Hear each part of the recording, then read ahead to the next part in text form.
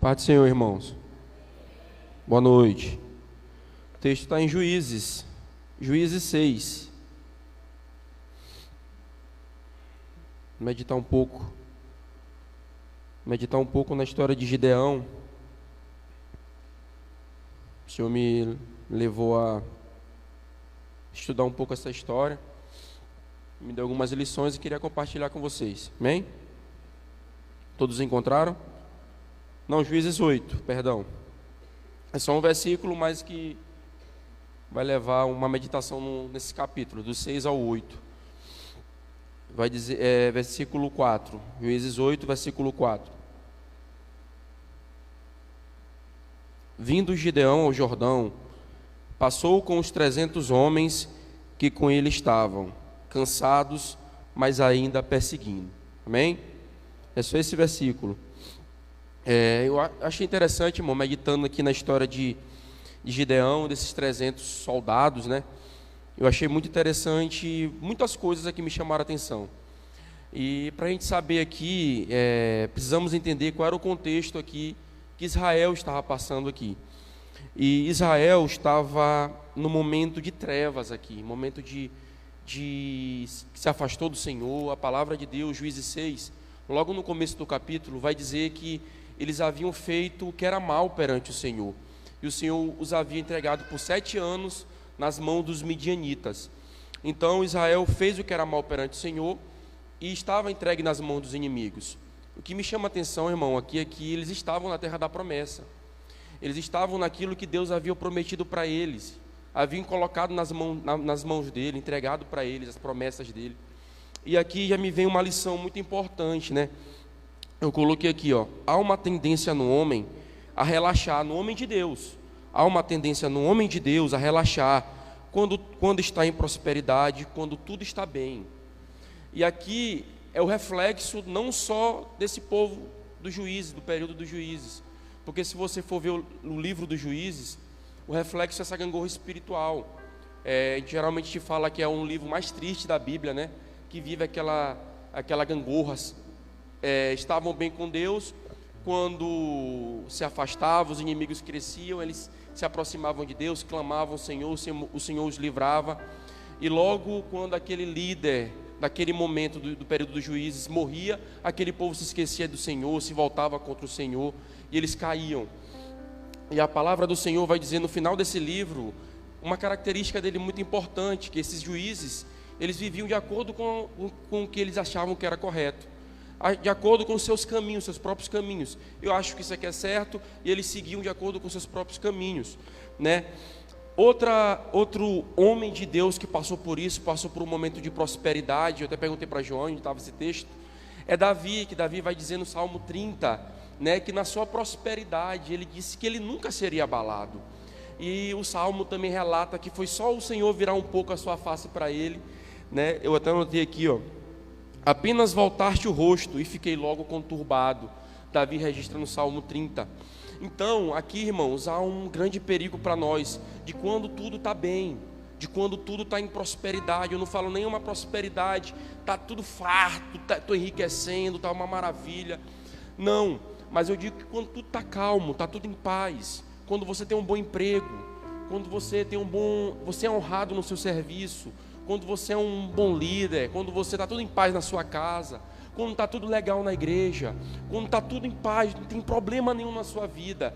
E aqui a Bíblia me mostra que há um risco para um homem de Deus, que quando tudo está indo bem, há uma fraqueza no homem de relaxar, há uma fraqueza em nós de abandonarmos, nem que seja um pouco o Senhor, de esfriar, de deixar de lado um pouco o Senhor. Isso aqui é um grande risco para nós. A Bíblia vai mostrar que isso aqui é um grande risco para nós, que nós devemos nos aproximar cada vez mais dele. Há um período de bonança, um período de que está tudo correndo bem, está tudo legal na tua vida. Isso deveria te aproximar mais do Senhor, né? Mas sabemos que as pessoas respondem de maneiras diferentes. Alguns, quando está na pancada, está na tribulação, eles se aproximam de Deus.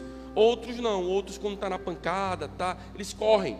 A mesma coisa para quando está na prosperidade. Tem alguém que quando está na prosperidade, ele vê com os olhos de Deus. ele consegue enxergar que Deus está abençoando ele, que Deus está abrindo as portas para ele, ele consegue se aproximar mais dele, começa a olhar isso com gratidão, com os olhos da gratidão, e se aproximar mais de Deus, a fazer mais para um Deus que tem feito tanto por ele, por mim, por você. Mas também ao outro lado, as pessoas que, como esses homens aqui, que há uma tendência em nós, de que quando tudo está caminhando bem, irmão, tudo está em paz, os inimigos estão longe, está tudo legal, tudo caminhando em paz, nós relaxamos. Outro exemplo é o exemplo de Davi, que quando ele deveria estar em guerra, deveria estar guerreando, e ele não vai guerrear. Quando os reis saíam à guerra, à batalha, ele não sai, porque era um período onde havia muitas vitórias na vida de Davi.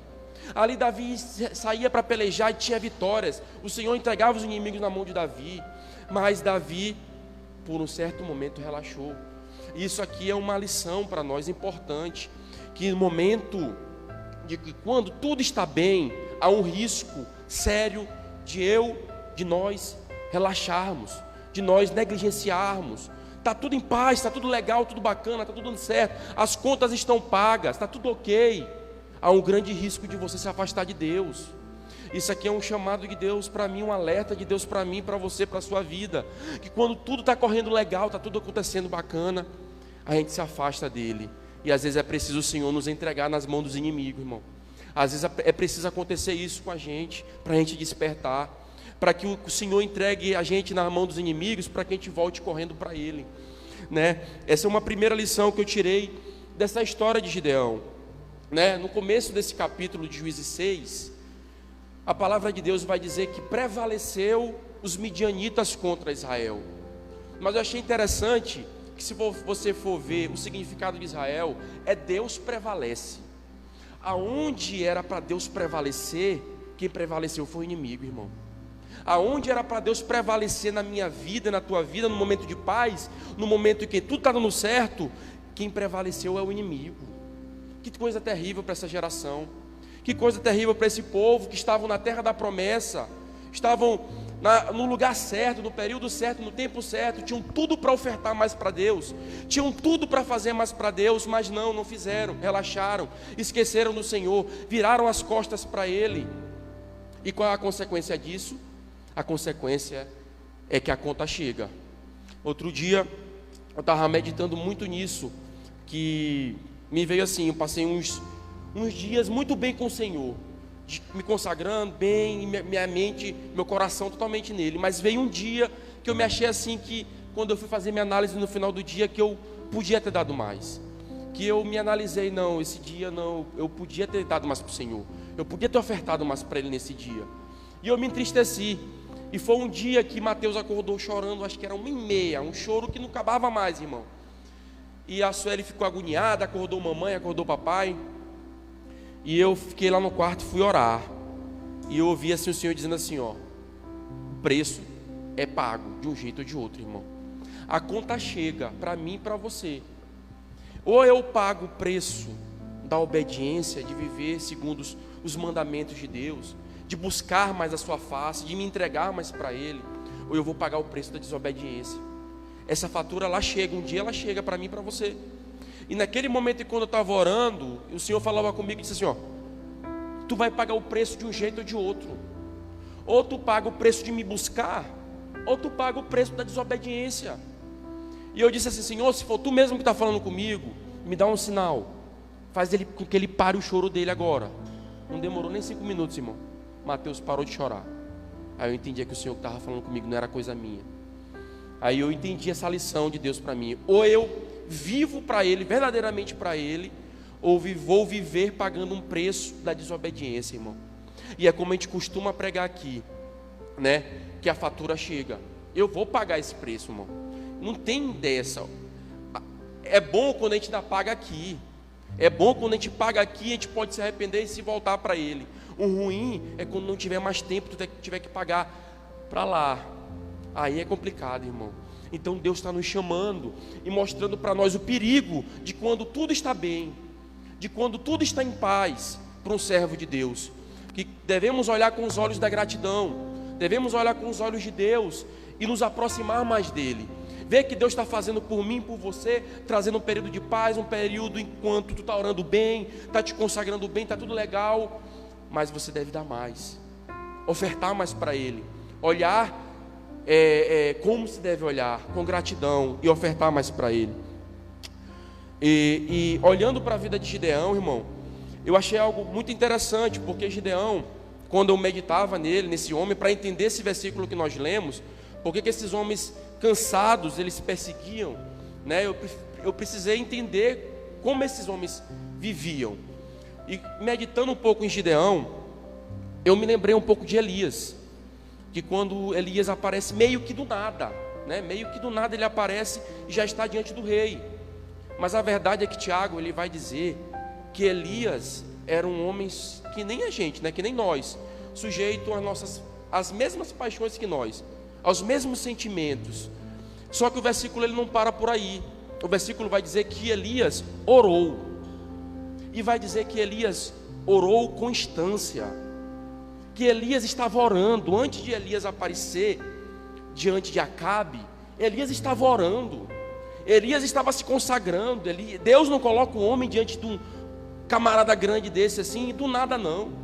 Esse homem já ardia dentro dele, tanto é que ele vai dizer, quando ele quis fugir do Senhor, queria abandonar o seu chamado, ele vai dizer: eu não sou melhor do que os meus pais. Era como se os seus pais já vissem aquele povo em desgraça, aquele povo arruinado no pecado, e Elias dizendo assim: eu não sou melhor que eles lutaram, eles batalharam naquele tempo, eu não sou melhor do que eles, eu estou caminhando do mesmo jeito, não vai acontecer nada, não vai mudar, esse povo não vai mudar. E eu vejo aqui Gideão da mesma maneira. Parece que Gideão, ele aparece do nada. Gideão, ele é colocado à frente de soldados, à frente de homens para a batalha, sendo que Gideão não era general de nada. Gideão não tem um histórico de batalha. Gideão estava lá no lagar, pisando lá o trigo, exatamente porque os midianitas vinham e devastavam as terras de Israel. Eles tinham que esconder os seus alimentos para que pudessem se alimentar de alguma forma, porque os midianitas invadiam, junto com os amalequitas e o povo do Oriente, invadiam aquela terra e faziam destruição, irmão. E o que me chama a atenção, como eu falei para vocês, que é na terra da promessa, na terra onde mana leite e mel, né? Deus pode te colocar na terra da promessa, mas Ele pode fazer fechar a torneirinha lá, puf, se você negligenciar, se você parar de buscar Ele, se você no seu momento bom não olhar com gratidão e voltar isso para Ele, se voltar para Ele, entregar mais para o Senhor. Há um grande risco para nós. E eu vejo Gideão muito parecido com Elias. Ele aparece ali, o Senhor aparece para ele e chama Gideão. Eu acho interessante uma frase que ele vai dizer lá. E ele vai dizer assim, ó, ele vai dizer: vai nessa tua força. Eu acho interessante, porque parece que é meio paradoxal para o que nós entendemos de evangelho. Parece que é meio contrário, né? Um homem ir na força, na própria força dele.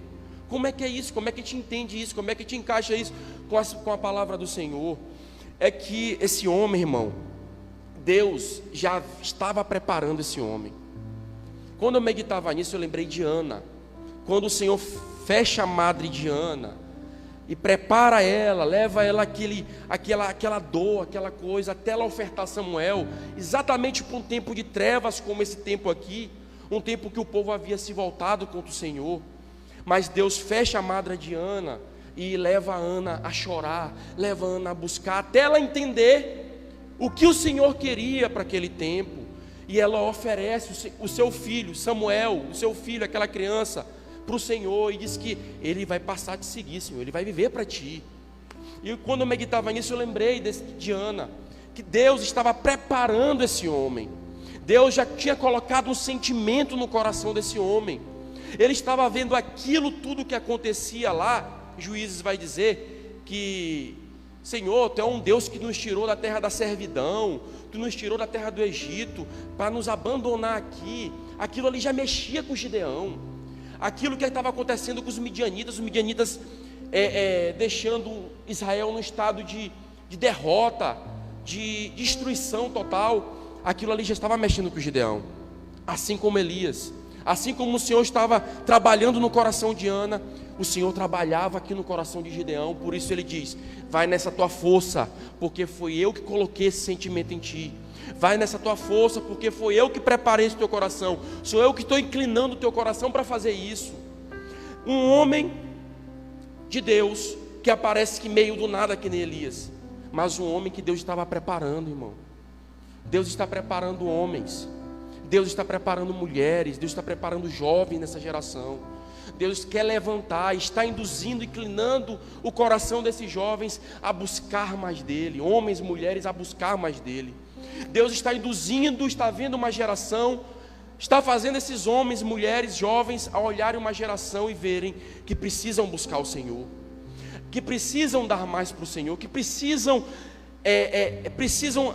haver uma mudança, algo. Deus precisa abrir o céu para que essa geração mude. E era o que Deus estava produzindo no coração de Gideão. E quando eu vi isso, eu anotei aqui, coloquei: entendo que havia um desejo em Gideão de libertar o povo de Israel, e fora que Deus havia colocado isso no seu íntimo. Porém Gideão, sendo um homem valente, Deus vai dizer aqui na palavra dele em Juízes 6, que ele era um homem valente, se via sem recursos, tanto é que ele disse, quando Deus diz assim, eu estou contigo, ele vai dizer, mas Senhor, eu sou de Manassés, da tribo de Manassés, a minha família é a mais pobre de Manassés, de um povo pobre, a minha família é a mais pobre de um povo pobre. Senhor, eu não tenho condições. Ele vai dizer, né? Se via sem recursos, era o menor da casa do seu pai, da família mais pobre de um povo pobre. Deus pega um homem sem recursos próprios e o coloca em um lugar para liderar, irmão. É tudo o que Deus está procurando.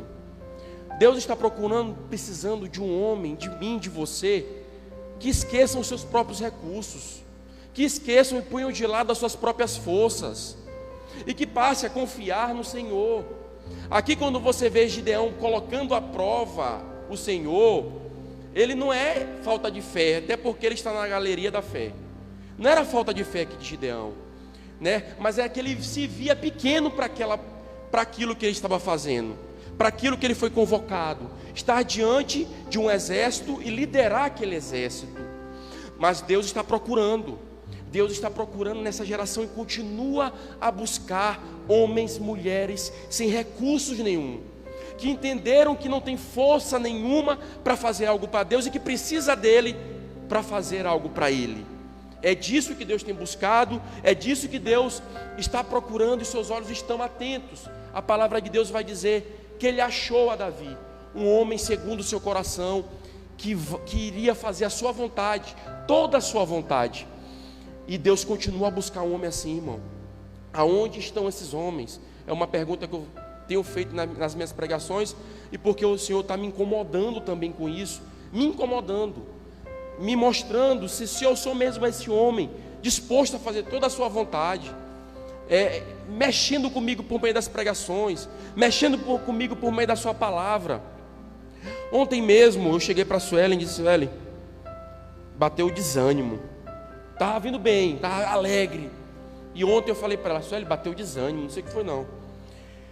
Aí eu fui para a palavra, né, que um servo de Deus ele tem que ir para a palavra. Eu fui ler Tiago. Aí eu fiquei meditando lá no primeiro capítulo de Tiago.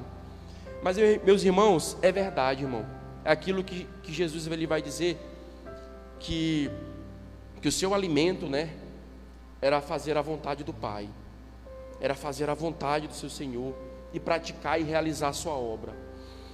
Quando eu fui para a palavra, irmão, vem aquele ardor no coração, aquela chama no coração, e não estava falando de nada assim, tipo assim, te levanta, homem. Na palavra não estava dizendo nada disso não. Pelo contrário, se você for pegar primeiro capítulo de Tiago, você vai ver a sua tacada de Tiago dando com relação à língua, com relação à perseverança. Ele vai falar um monte de coisa lá. E quando eu li aquilo ali, eu comecei a trazer para mim a palavra, e começou a arder assim o desânimo passou, foi embora. E eu entendi que é pela palavra mesmo, irmão. A gente não pode sair disso aqui não, irmão. A gente precisa viver a palavra. Se eu estou desanimado, vem um momento de cansaço, de desânimo, eu tenho que me achegar cada vez mais para ela. Eu te digo que quando você tem que estar tudo bem, está tudo alegre, está tudo animado, está tudo legal, você tem que correr para Ele, mas também quando está no outro extremo, quando está no momento de tribulação, de desânimo, corra para a palavra, irmão. A gente vai buscar, a primeira coisa que a gente vai fazer é uma alegria fora das disciplinas de Deus. A primeira coisa que a gente vai fazer é ver um vídeo no YouTube, é ver um filme, é ver qualquer coisa, irmão. Primeira coisa, a gente vai falar com um amigo que a gente não falava mais, a gente busca alguma coisa na rede social, a gente instala aplicativos que a gente tinha desinstalado há muito tempo, para ver se vê alguma coisa na rede social, fala com alguém. Então a gente começa a se encher de outras coisas, para tentar tapar aquele buraco. Mas a verdade é que é só Deus, irmão. É só Deus, e eu preciso entender isso. Talvez você está passando por um momento de desânimo, de prova, de tribulação, mas você precisa entender que é para a palavra. Você precisa orar, você precisa se consagrar, você precisa viver isso aqui. E depois eu fui orar, veio tanta graça, irmão. Veio tanta graça na oração. E eu entendia que era Deus me mostrando para mim, meu filho, é assim, ó. Está desanimado, tu tem que orar mais. Está tribulado, está desanimado, ora mais, lê mais a palavra do Senhor, lê mais a minha palavra, né? E assim, voltando aqui para a palavra,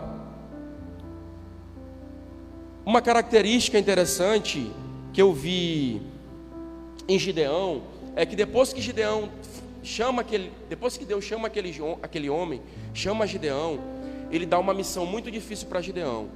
Ele vai dizer para Gideão derribar o altar de Baal que era do seu pai e o poste ídolo que havia lá de Azerá. Ele manda ele derrubar aquele altar lá. Uma difícil missão para um homem de Deus. E o homem de Deus é cercado dessas missões, irmão, de missões difíceis.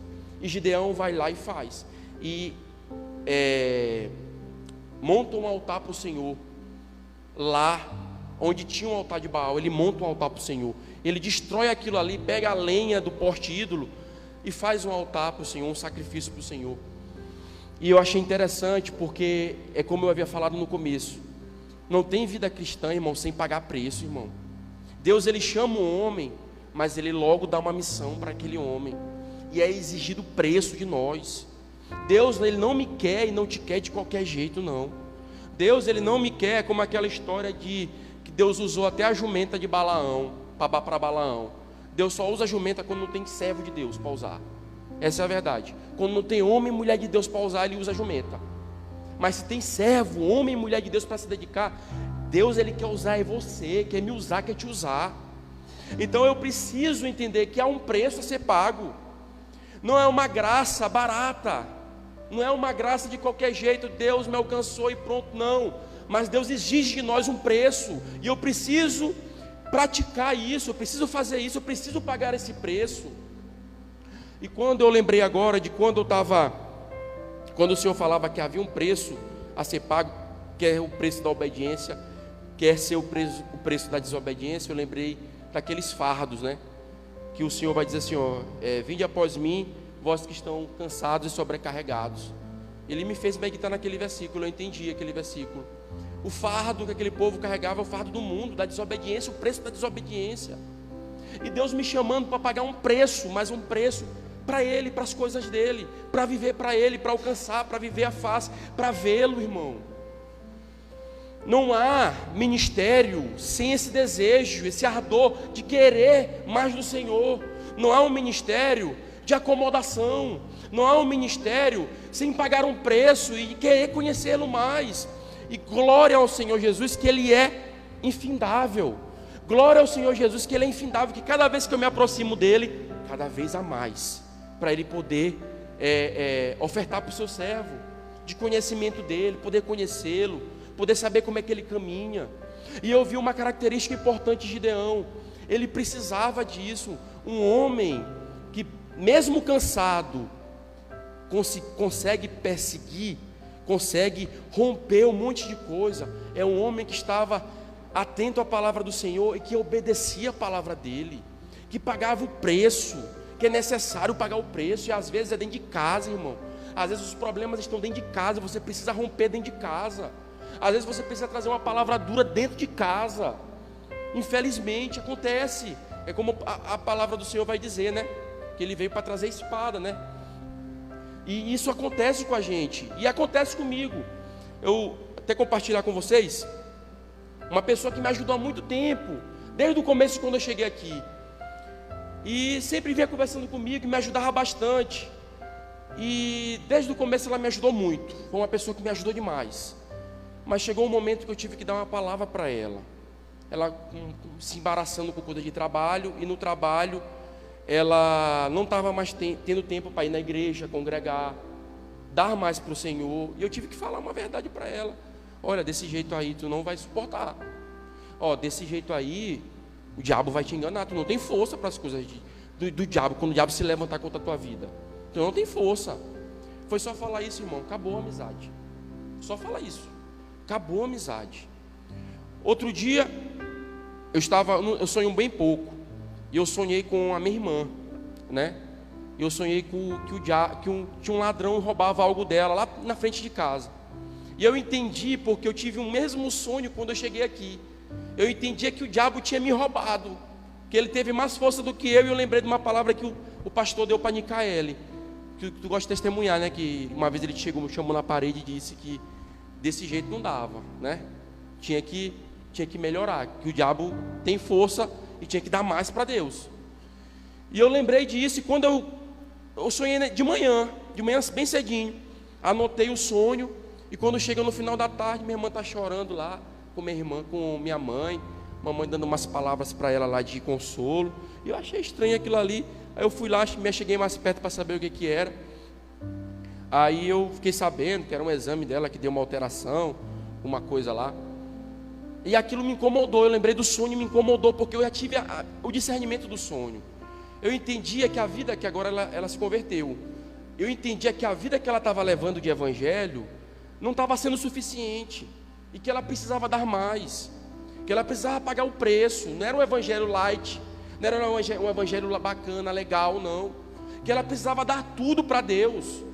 E eu entendi, aquilo ali ficou dentro de mim até eu fiquei lá perto caminhando, e o Senhor incomodando, eu vou falar. E falei para ela, mas até parece que ela recebeu, não sei se ela recebeu, mas parece que ela recebeu. E eu tive que ser duro e falar, olha, um evangelho, lembrei do que o pastor tinha falado para Nicaele, ó. O pastor uma vez chamou uma irmã atenção e disse para ela que desse jeito, dessa maneira, na hora que o diabo se levantar, tu não tem força. E Deus não te chamou, não foi para viver de qualquer jeito. E tive que pregar a palavra dentro de casa, dura. Talvez ela vivendo no evangelho de qualquer jeito, não sei. Eu entendi que Deus estava me revelando a vida dela de oração. Eu entendi que Deus estava me revelando a vida dela de palavra que não estava sendo suficiente, e que Deus estava cobrando, que queria amar dela. E eu precisava falar. E muitas das vezes vai ser assim, irmão. Deus vai ter que te usar dentro da tua casa para falar, para alertar. E às vezes Deus usa ali a Sueli para me alertar. Às vezes eu estou olhando um vídeo no YouTube, alguma coisa, ei, ela bate lá, ei. Quando tu não olhava isso aí, tu olhava, era pregação, era as coisas de Deus, me alertando. E eu dou glória a Deus. Às vezes eu não quero me coisar, não. É o Senhor está falando comigo, me alertando. E a mesma coisa, pergunta para ela. A mesma coisa. Tá fazendo? Tá fazendo? Não, minha filha, procurar se consagrar. É um preço, irmão. Eu sei que se eu relaxar, o diabo entra e destrói. O diabo ele não está para brincar, não, irmão. O diabo ele não está para brincadeira, não. Você pode levar a tua vida na brincadeira, mas vai chegar um dia que a conta vem. Vai chegar um dia que isso tudo vai ser cobrado. E o diabo vai se levantar e Deus vai mandar na tua direção um míssel, puf, e destrói tudo. Quando tu vê só destruição, o que foi que aconteceu? É uma vida mais ou menos que tu levava. É o evangelho light, social, mais ou menos que tu levava. Sem preço, sem oração, sem renúncia, sem dar tudo para ele. E eu vi isso em Gideão. Eu vi que Gideão, ele queria mesmo fazer a obra do Senhor, que ele estava disposto até mesmo suscitar um problema dentro da sua própria casa, mas ele estava disposto a fazer. Ele queria, vou pagar o preço, nem que eu perca, nem que isso, assim como tem vários testemunhos de homens de Deus que quando aceitaram o evangelho, o que aconteceu? Foram postos para fora de casa. Mas não quero nem saber, se é por causa do meu Senhor, manter firme. É interessante que quando eu fui ler em Tiago, né, vai falar muito de perseverança. Eu fui estudar essa palavra ontem, e vai falar que é se manter firme, constante ali, firme, não abrir mão por nada, pela fé em Cristo. É disso que Deus está falando conosco. Deus me mandou ir, eu não abro, irmão. Deus falou comigo, disse que era desse jeito. Eu não abro, eu não posso abrir pela fé. Outra coisa interessante que eu já vejo nos 300, eu vou pular agora para os 300, uma característica interessante dos 300. Deus, ele vê 32 mil homens. Gideão, ele diz assim, ó: passa chamando os soldados aí, passa chamando os homens de Deus aí para servir aí, para guerrear, pelejar contra os midianitas. Aí chama 5 tribos lá e reúnem 32 mil homens para pelejar contra 135 mil homens que estão do outro lado. Aí o Senhor diz assim, ó: não, tem muita gente, esse povo aí vai guerrear e eles ainda vão acabar trazendo a glória para eles mesmos. Diminui aí, Gideão, diminui, eu vou botar esse povo à prova. A primeira coisa que Deus faz é dizer assim para os que estavam com medo. Ele diz assim, ó, eles estavam tremendo de medo: ei, todos os que estão com medo podem ir-se embora. É meio duro, né, irmão, às vezes, né? Deus, ele não contou com aqueles homens. Deus disse assim, ó: ei, vocês estão tremendo de medo? Não, podem, para guerrear não, para essa guerra aqui não, podem ir para lá. E Deus está dizendo para mim e para você que nós precisamos alinhar esse medo. O primeiro registro de medo, irmão, está lá em Gênesis 3. Quando o homem peca, quando o homem ele vai e se esconde, Deus pergunta para ele: por que tu te escondeu? Ele vai dizer: porque ele teve medo. É o primeiro registro do medo. E eu fui pesquisar o que significava o medo. O medo, ele significa, para a ciência, né, ele vai significar assim, que é um sistema de defesa do homem. E eu entendi muito bem o que eles estavam querendo dizer. Aqueles homens, eles estavam com medo de perder a sua própria vida na batalha. Era o sistema de defesa deles, vendo que o inimigo era muito grande e que eles poderiam morrer naquela batalha, e o sistema de defesa deles entrando em cena. Não era fé, era o sistema de defesa. A palavra de Deus diz que o temor do Senhor é o princípio da sabedoria, é o princípio do saber. Esses homens estavam com medo, o temor, a reverência no lugar errado. Esses homens, ao invés de temerem a sua própria vida, perder a sua própria vida, não, eles deviam temer a Deus, uma ordem de Deus, um mandato de Deus. Esses homens estavam com o seu sistema de defesa desregulados. O sistema de defesa desses homens apontavam para aquilo que era valioso para eles. Eles ainda tinham valor pela sua própria vida. Talvez muito daqueles homens ali vai dizer que foram, agora eu não lembro ao total, foram 12 mil, 22 mil homens saíram, ficaram só 10 mil. Foram 22 mil homens saíram ali com medo, ficaram 10 mil, se eu não me engano, acho que é isso. Aí, é isso, né? Aí esses homens vão embora. Por quê? Porque o que era valioso era a vida deles. Aí eu fiquei imaginando, talvez o que era valioso era aquela vida que eles tinham. Talvez até como aquele povo do Egito que conseguiu ver na escravidão, aquele povo que saiu do Egito, que o Senhor tirou do Egito, eles conseguiram enxergar na escravidão algo de bom, irmão. Eles conseguiram voltar o seu coração lá para o Egito. Eles lembravam do tempero do Egito, o Senhor tirando, fazendo sinais, prodígios, maravilhas para aquele povo, mas mesmo assim, eles conseguiram colocar o coração dele nas coisas do Egito, na casa da servidão que o Senhor diz, lá onde eles passavam um perrengue danado e clamavam ao Senhor, mas rapidamente esqueceram. E mesmo assim, diante de um sofrimento desse, eu entendo que ainda havia soldados que queriam permanecer do jeito que estava. Deixa aí os midianitas nos dominarem, deixa os midianitas do jeito que está aí, fazendo o que eles quiserem fazer. E o valor, o que era valioso para ele era a sua própria vida, talvez uma casa, um bem que eles tinham, trazendo para nós hoje, talvez um carro, uma casa, uma boa vida. Talvez o valor deles era aquilo ali. E Deus está apontando para mim que nós devemos dar valor para as coisas que são de Deus, para aquilo que é de Deus, irmão. Jesus, ele vai dizer assim, ó: não andeis ansiosos com o que comer e beber e vestir. O que Jesus está querendo dizer para mim e para você? Jesus está dizendo para ti assim, ó: abre a tua mente, tira a tua mente dessas preocupações e coloca a tua mente, o teu coração totalmente focado nas minhas coisas. É isso que Deus está trazendo para mim e para você. Ei, abre mão dessas coisas, tira a tua mente do que é valioso para ti lá do Egito, tira a tua mente do que é valioso para ti das coisas passadas, antigas, e coloca o que é valioso para mim aqui, ó, no teu coração. E é isso que esses soldados, Deus não pôde contar com esses soldados para a batalha, porque esses soldados ainda carregavam coisas valiosas que eram do mundo, irmão, coisas valiosas que para o Senhor que não eram valiosas para Deus, porque o que é valioso para Deus anda em contrapartida com o que é valioso com o mundo. Então, esses soldados, esses homens, eles estavam tremendo de medo, porque carregavam valores que não eram valores de Deus. E Deus não pode contar com um soldado assim. Deus não pode contar com um homem, uma mulher de Deus, que não carrega os valores de Deus, que não carrega os valores do Evangelho, e que não vivem verdadeiramente para Deus. E Deus diz assim, ó, não, com esse aí, podem mandar voltar, com esse aí eu não quero. A palavra de Deus vai dizer que ficam 10.000, o Senhor coloca a prova, envia um rio lá, e diz que aqueles que se abaixarem para tomar água, podem descartar esses homens. A palavra de Deus vai dizer que 300 ficaram, que levaram a água até a boca, né? E eu, meditando um pouco nesse texto, veio a questão da atenção, né? Que aquele homem que dá atenção para as coisas de Deus, que está totalmente atento, está querendo mais de Deus, porque um homem, uma mulher, irmão, que quer de Deus, ele engole as coisas de Deus, ele vai para cima. É assim que nós somos, irmão.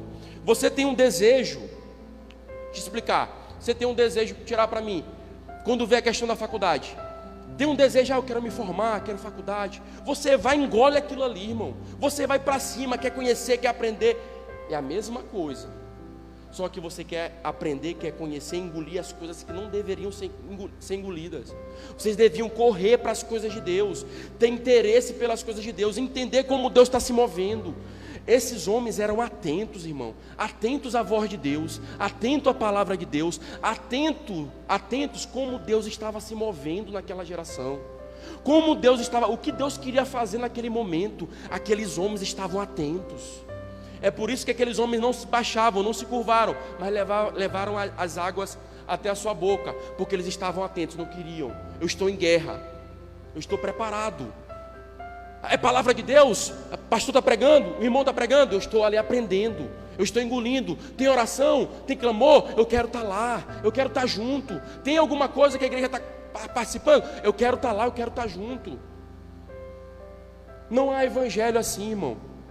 Não é evangelho assim, sem pagar preço. Não é evangelho sem tu abrir mão do que é valioso para ti e começar a se encher das coisas que são valiosas para Deus, da sua palavra, da oração, da meditação, e que é cansado de pregar isso, e nós não vamos suportar se nós não estivermos atentos. Por isso esses homens perseguiram, irmão. Por isso esses homens, mesmo cansados, eles perseguiam. Por que eles perseguiam? Porque eles estavam atentos, atentos ao que Deus estava fazendo, atento ao que Deus queria fazer, assim como Ana também é que cabe aqui, como Deus queria mover, que ela queria levantar um homem no meio de uma escuridão terrível. Ana conseguiu perceber o que Deus queria fazer. Isso aqui é um alerta para nós, irmão, para a gente estar atento às coisas de Deus. Como eu estarei atento às coisas de Deus se eu não me consagro, se eu não dou para Ele, se eu não oro, se eu não busco? Então tudo passa por essa vida com Deus, por essa disciplina com Deus. Amém? Outra coisa interessante que eu anotei aqui,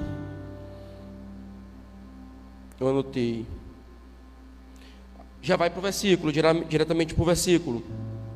Cansados, mas perseguindo, estavam na direção de Deus, mas mesmo assim se depararam com cansaço. Deus não nos poupará do cansaço, mas nos prometeu renovação. Entenda isso aqui. Eles estavam na direção de Deus. Deus colocou um líder, Gideão, pegou os 300 e enviou para guerrear contra aquele povo. 135.000 midianitas, amalequitas e povos do Oriente, guerreando contra esse povo. O mais interessante, irmão, que se você for ler, eu lembrei agora, esses homens não pegam espada, irmão. Como é que esses 300 homens, eles iam olhar, rapaz, eu não vou seguir esse homem não. Outra lição para nós, eu não vou seguir esse líder não, Gideão não. Primeiro, ele me chamou para guerrear sem arma nenhuma. Esse camarada me disse para mim estar com uma tocha, com um cântaro e com uma trombeta, e para me guerrear contra os midianitas com essas armas aí. Aí eu lembro de Israel. Se você perceber, irmão, toda vez que Israel murmurou, Israel ele não murmura contra Deus diretamente. Israel não diz: ah, Deus, tu trouxe para cá para me morrer. Não. Israel murmura contra Moisés. Israel diz: Moisés, tu nos tiraste do Egito para morrer aqui. Eu achei interessante, eu comecei a anotar. Se eu não me engano, é do capítulo 16 de Êxodo, vai até o 20, se eu não me engano. São 4 capítulos, 4 murmurações, eu anotei aqui. Eu vou deixar para pregar depois. E eu anotei aqui que eles não olhavam para Deus. Eu entendia o que Deus estava querendo falar assim, ó. Porque um religioso, irmão, ele não vai culpar Deus. Eu lembro de Adão lá no Gênesis. Adão, quando ele vai dizer por que ele havia tropeçado, ele vai dizer: Senhor, foi a mulher que tu me deste, foi a mulher que tu me deu. Adão ainda coloca a culpa em Deus, mas Adão não era religioso. O religioso, ele não vai colocar a culpa em Deus, ele vai colocar logo culpa no primeiro, na liderança, no irmão, em alguém. Ele não olha para si, ele não consegue olhar para si. E esses homens aqui, como eles seguiriam Gideão, um líder que não era da tribo de Judá, um líder que não tinha nenhum passado de guerra, ele não havia ganho nenhuma guerra, não havia liderado nada. Como é que esse homem, como é que eu vou seguir um homem desse, irmão? Era por fé. Então era necessário caminhar por fé, irmão. Esses homens aqui, eles romperam o cansaço porque eles perseveravam na fé. Eles tinham fé que Deus havia chamado aquele homem. Eles tinham fé que Deus havia levantado aquele líder. Eles tinham fé que Deus estava conduzindo aquilo ali tudo, irmão. E mesmo assim, eles não saíram de lá. Eles permaneceram cansados. Aqui a palavra de Deus vai dizer que eles estavam cansados. Eles foram a 2 povos israelitas. Eles foram a 2 povos dele pedindo o que comer. Gideão, dê o que comer para esse povo que ele está cansado. E não deram, irmão. Mas mesmo assim, não foi desculpa para eles pararem. Mesmo assim, eles foram atrás dos 2 reis que fugiam dessa batalha. Eles foram lá e pegaram os 2 reis. Mesmo assim, com todas as circunstâncias correndo contra ao cansaço deles, eles não pararam, irmão. E eu achei interessante isso. Um homem de Deus que persevera, um homem de Deus que rompe o cansaço, é um homem de Deus que entende Deus fazendo, é um homem de Deus que persevera na fé, é um homem de Deus que entende como Deus está conduzindo a sua igreja, de como Deus está conduzindo a liderança, de como Deus está fazendo nesse momento. E é disso que precisamos entender. Anotei mais aqui: o cansaço é uma grande oportunidade para se provar da renovação de Deus. Nós precisamos provar dessa renovação, irmão. Alguém pode olhar para o cansaço e olhar com murmuração: eu estou cansado, não quero fazer. Mas outro pode olhar para o cansaço e dizer: eu quero provar da renovação de Deus. Eu estou cansado, mas quero provar do que Deus tem para mim. Eu quero provar do céu, eu quero que Ele me renove, porque é uma promessa na palavra dEle para me renovar. Há uma promessa na palavra dEle para nos renovar. Se você se sente cansado de tanta tribulação, de tanta guerra, está pensando em parar, está pensando em desistir, de largar, abandonar o chamado, Deus está dizendo assim, ó: meu filho, talvez você esteja cansado, e o Senhor te chama assim, ó: vem que eu quero te renovar. Vem, você precisa experimentar da palavra de Deus, você precisa provar, experimentar da renovação de Deus na tua vida, você precisa provar do Espírito Santo de Deus. É interessante, irmão, que Deus, Ele não reverte Gideão antes que Gideão obedeça ao mandato que Deus dá para ele, ao que o Senhor dá para ele. Deus vai dizer: destrói lá o altar do teu pai. Deus só vai revestir Gideão depois que ele destrói aquele altar e faz um para o Senhor, depois que ele obedece, depois que ele paga o preço. E é isso que eu queria deixar com vocês, irmão. Eu queria deixar com vocês que é importante esse momento. Eu sinto do Espírito de Deus o Senhor trazendo mais a sua igreja, chamando a sua igreja mais para orar, para buscar, para clamar, para orar mais, para dar mais para Ele. E que o Espírito Santo de Deus, Ele quer isso de nós. E a minha preocupação quando eu vejo isso é não me encontrar como os outros, é não me encontrar como 31.700 soldados que poderiam estar lá e não estavam. Essa é a minha preocupação, de me enquadrar dentro desses 300 soldados que, mesmo cansado, mesmo talvez não vendo coisa nenhuma, mesmo talvez vendo muita tribulação, confusão, mas confiando no chamado de Deus, confiando que Deus havia o chamado para guerrear e para pelejar aquela peleja. Você crê assim? Você crê que Deus, Ele também te chama? Eu sei que eu não sou especial e nem sou diferente de você com relação a chamada assim de Deus. Deus está chamando todos. Deus, Ele não faz acepção de pessoas. Deus, Ele chama todos, todos. Mas existem aqueles que vão pagar o preço. Existem aqueles que querem, e a hora é agora. A hora é agora de decidir se você quer realmente o seu chamado, se você quer realmente viver para Deus, se você quer realmente experimentar tudo que deu na tua vida, porque Deus, Ele vai produzir isso na tua vida. Deus, Ele vai te levar a esse estado. Muitas das vezes você vai estar cansado. Ah, meu Deus, não, mas eu preciso estar lá. Eu estou cansado, mas tem oração 6 horas da manhã, mas eu tenho que estar lá porque Deus me chamou para lá. Eu preciso romper. Como é que eu rompo? Analisando a vida desses homens, irmão, caminhando por fé, obedecendo a palavra de Deus, sendo revestido do Espírito Santo, buscando mais dele. Deus me chamando e te chamando para isso. Quando eu meditava nisso, irmão, eu lembrei daquela frase, célebre frase de John Wesley, que ele vai dizer assim, ó: dai-me 100 homens que nada temam senão o pecado, e nada desejam senão a Deus, e eu abalarei o mundo. John Wesley entendeu, ele não pediu 300 não, ele pediu só 100. John Wesley sabia que 100 homens que não temessem nada, que não temessem serem colocados na fornalha ardente de fogo, homens que não temessem serem jogados na cova do leão, não temessem, mas que temessem o pecado, que se afastassem do pecado, que tenham repugnância das coisas que Deus tem abominação. Homens assim que Deus está precisando nessa geração. E eu não sei se o pastor ora assim, porque se ele ora assim, eu disse assim: Senhor, na hora que o Senhor estava ministrando isso no meu coração, se o pastor ora assim, ei, eu me apresento aqui, Senhor, eu me apresento, falta 99, eu quero pagar esse preço, falta 99, eu não sei se eu vou alcançar, mas eu quero, pela fé eu sei que Ele vai me ajudar a chegar até o final. E eu quero saber de você, irmão, como é que esse chamado de Deus para a tua vida, como é que Deus te chamando hoje para viver? É porque, irmão, a gente se engana muito. A gente acha, que a gente olha aquela história da queda de Davi, que Davi caiu com Batseba, a gente acha que é um chamado de Davi era guerrear, que para nós não há esse chamado. Pelo contrário, há um chamado de guerra para nós, espiritual. Há uma guerra para nós espiritual sendo travada exatamente agora. E é esse chamado para mim, e isso aplica 100% a minha vida e a tua vida. Porque talvez eu possa estar passeando lá pelas coisas do palácio lá, passeando, e o pecado vai, pum, a cobiça foi, entrou, como lá diz lá em Tiago, né? Então é um chamado de Deus para mim e para você. Há uma guerra, e eu preciso assumir uma responsabilidade. Eu preciso entender que há uma guerra, que Deus me chamou para ela, e que eu preciso pegar no cabo da espada para guerrear essa guerra, que eu preciso me colocar à disposição para Deus me usar para guerrear essa guerra. Porque se fosse, Ele fazia por Ele mesmo, mas Ele conta comigo e com você para essa batalha. Ele conta com cada um de nós para essa batalha, e eu preciso assumir essa responsabilidade. Mas é o que o cristão não quer, irmão.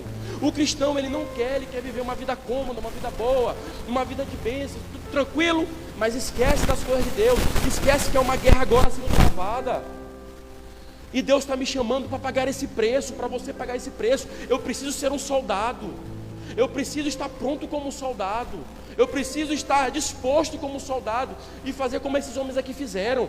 Se estiver cansado, eu preciso romper, eu preciso continuar perseguindo, porque eu sei que não foi um chamado de homem para a minha vida e para a tua vida, foi um chamado de Deus, Deus que me chamou e te chamou, não foi homem não, irmão.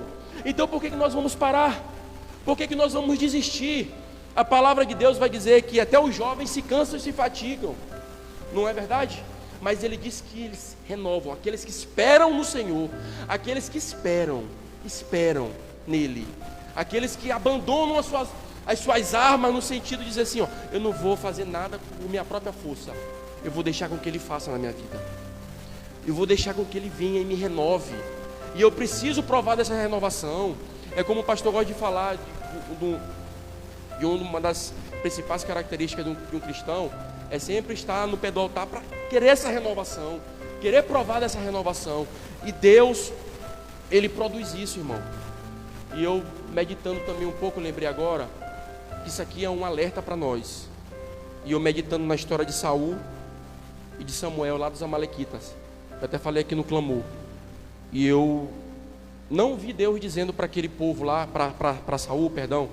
Eu não vi Deus dizendo para Saul, dizendo assim, ó Saul, essa é a última oportunidade que eu te dou. Eu não vi Deus falando isso para ele. Eu não vi Deus dizendo assim, ei Saul, tu faz porque é a última oportunidade que eu te dou. E talvez, irmão, eu mesmo, nós podemos estar ouvindo, tendo a última oportunidade de Deus contar com a gente. Então o que estamos esperando, irmão? É um chamado, é um alerta. Entenda isso, que é a tua vida espiritual, irmão. Isso aqui é uma coisa séria. E não nós precisamos batalhar. Tem tanta gente se esforçando por tanta coisa, irmão. Rompendo tanta coisa aí. Rompendo tanta coisa no mundo. Eu meditando no carro aqui, eu lembrei de um repórter que no meio de uma reportagem ele foi ver um acidente que tinha acontecido numa BR. E ele viu que o acidente que tinha acontecido na BR tinha matado uma pessoa. E que era o filho dele. Que era o próprio filho dele, que ele percebeu que era o próprio filho dele. Ele não interrompeu até a reportagem, ele continuou. Aí eu pensei assim, rapaz, aquele cara teve força para continuar a reportagem, percebendo que era o filho dele. Estava morto naquele acidente. E ele continuou a reportagem, a voz engatando, barragando, mas ele continuou a fazer. E às vezes, irmão, a gente por pouquinho a gente se embaralha e não faz a missão que Deus deu para nós fazer, irmão. E aquele homem foi lá e fez.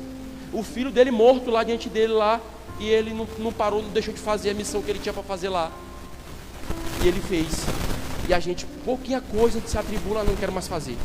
Eu não quero mais fazer ministério, quero mais isso não, quero mais para minha vida não. E é o que Deus quer, tá me chamando e te chamando, é para viver isso. Tá cansado? Deus quer te dar renovação. Tá querendo mais de Deus? Deus tem mais para te dar. Eu quero te dizer uma coisa, que Deus está separando um dia para nós aí, um dia da festa da igreja. E eu quero te chamar para você fazer um propósito, como o pastor sempre faz nos retiros. Faça um propósito desde já com o Senhor. Faz um propósito de, Senhor, eu quero algo espiritual de ti nesse dia, naquele lugar. A gente ainda não sabe o dia, mas já começa a pedir para o Senhor. Já começa a ansiar por essas coisas, porque Deus se agrada disso, irmão. Deus se agrada disso. Então, dedique a tua vida para Ele. Às vezes, irmão, a oportunidade de Deus, o Espírito de Deus está passando e a gente está bobeando. É por isso que Deus contava com aqueles soldados. Estavam atentos, estavam vigilantes. É guerra. Eu preciso estar preparado para esse momento. E é o que Deus está nos chamando, irmão. Deus está nos chamando para a gente romper, para a gente crescer, como o Charles gosta de falar, de glória em glória. Sempre Deus produzindo, nos ajudando, nos aperfeiçoando, nos aproximando mais dEle. E é para isso que Deus tem contado comigo e contigo. Deus conta comigo e contigo. Eu queria saber se ainda arde isso no teu coração. Se arde um desejo de abandonar, de virar as costas para as coisas desse mundo. Como Jesus vai dizer, não te preocupa com o que tu vai comer e beber, nem com o que tu vai te vestir, não te preocupa com isso. Mantenha a tua mente, o teu foco, a tua cabeça todinha nele, nas coisas dele. Confia nele, se ele te chamou. Não sei, talvez o que você está passando, guerra, luta, mas Deus tem me chamado para isso, irmão. Eu sinto Deus me aproximando dele, me atraindo para Ele.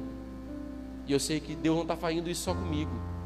Eu sei que Deus está fazendo isso com você também. Eu sei que você tem ouvido a voz de Deus, Deus falando contigo, dizendo, vem, esse é o tempo. Talvez Deus vai fazer uma grande coisa nesse lugar. Eu não sei, eu não posso dizer porque Deus não me falou. Porque se Ele tivesse me falado, eu tinha dito. Uma grande coisa. E possa ser a última oportunidade de Deus estar te contando contigo para fazer isso. Nem de te abandonar e te rejeitar como Saul, não. Mas para essa obra, uma grande obra que Ele vai fazer. Então te coloca, irmão. Te coloca na brecha. Paga o preço. Ora mais. Se consagra mais. Dá mais para Deus. Tem sido, final de semana passado, muita alegria aqui, né? Lá no Novo Quatraque, Deus derramando. Aqui, muita alegria, irmão. Então que a gente não vinha perder isso, irmão. E o desânimo ontem, eu fiquei, meu Deus, tanta alegria naquele dia e agora desânimo. Por quê? E a culpa é nossa, irmão. A culpa é nossa. Mas glória a Deus que Deus deixou um caminho para nós. Deus deixou um caminho para o servo dele, para a gente voltar, para a gente poder fazer para Ele. Deus está me chamando para, e me te chamando também para fazer mais para Ele. Eu quero saber se Deus pode contar contigo.